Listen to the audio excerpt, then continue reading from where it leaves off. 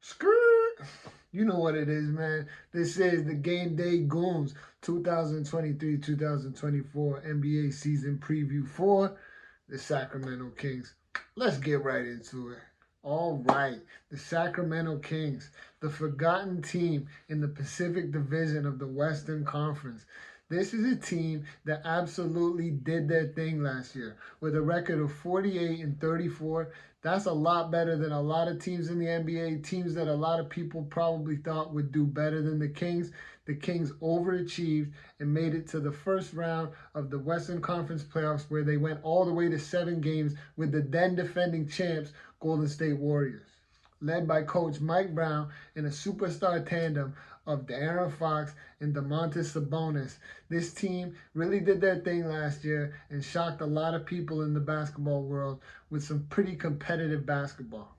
That being said, they did have a pretty underwhelming offseason in terms of building off that success. They weren't able to bring any more really valuable pieces to put around Fox and Sabonis, that superstar duo. They were only able to bring in some very mid-level players like JaVale McGee and Chris Duarte.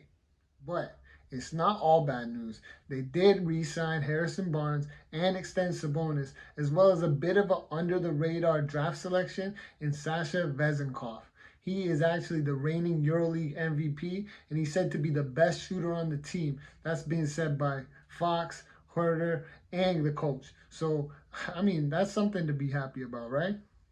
So what does that mean for the overall outlook for the Sacramento Kings this season?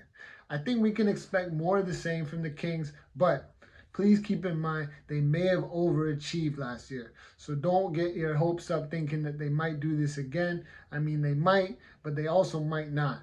And with an over-under of 44.5 games, I think that's a bit of a risky play. You know I'm not a betting man, but if I was, that's another one that I probably want to steer clear of.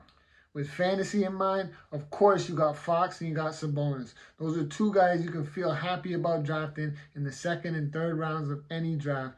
They give you everything you could ask for. Well, almost everything you could ask for. Sabonis leaves a little bit to be decided on the defensive side of things, but he's a monster when it comes to double-doubles and the points and rebounds.